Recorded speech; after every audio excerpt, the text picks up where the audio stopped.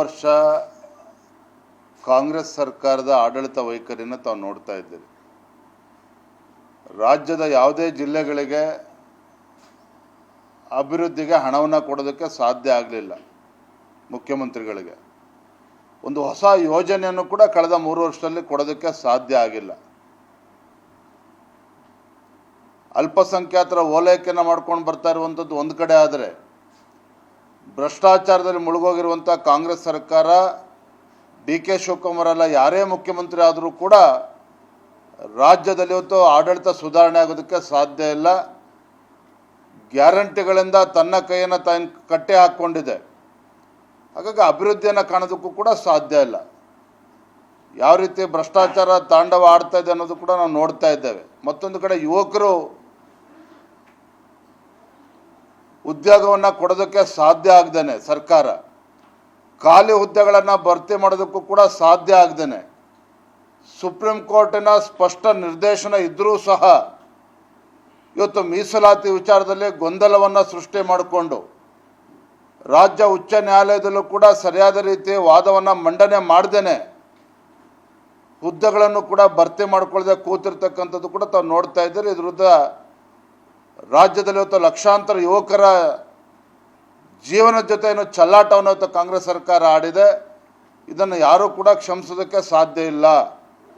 ಹಾಗಾಗಿ ಈಗ ಮುಖ್ಯಮಂತ್ರಿಗಳು ಸಿದ್ದರಾಮಯ್ಯನವರು ರಾಜೀನಾಮೆ ಕೊಟ್ಟಿದ್ದಾರೆ. ಡಿ ಕೆ ಶಿವಕುಮಾರ್ ಅವರು ಮುಖ್ಯಮಂತ್ರಿಯಾಗಿ ಪ್ರಮಾಣ ವಚನ ತಗೊಳ್ತಾ ಇದ್ದಾರೆ 3ನೇ ತಾರೀಕು. ಇದೇನೇ ಆದರೂ ಸಹ ರಾಜ್ಯದಲ್ಲಿ ಇವತ್ತು ಯಾವುದೊಂದು ಅಭಿವೃದ್ಧಿ ಕಾಣೋದಕ್ಕೆ ಸಾಧ್ಯ ಇಲ್ಲ. ಇನ್ನು ಭ್ರಷ್ಟಾಚಾರ ಹೆಚ್ಚಾಗ್ತದೆ ವಿನಃ ಯಾರಿಂದನೂ ಕೂಡ ಸುಧಾರಣೆ ಆಗೋದಕ್ಕೆ ಸಾಧ್ಯ ಇಲ್ಲ.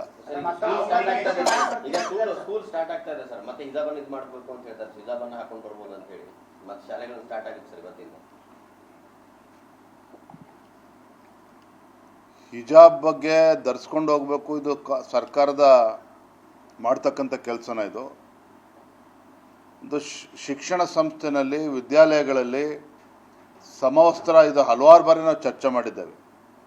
ಅದು ಹಿಂದೂಗಳು ಇರ್ಬೋದು, ಮುಸಲ್ಮಾನರು ಇರ್ಬೋದು, ಯಾವುದೇ ಧರ್ಮೀಯರು ಇರ್ಬೋದು, ಎಲ್ಲರೂ ಕೂಡ ಒಳ್ಳೆ ಮನಸ್ಸಿನಿಂದ ಅಲ್ಲಿ ಹೋಗಬೇಕು. ಜ್ಞಾನಾರ್ಜನೆ ಮಾಡ್ತಕ್ಕಂಥ ಸ್ಥಳ ಅದು.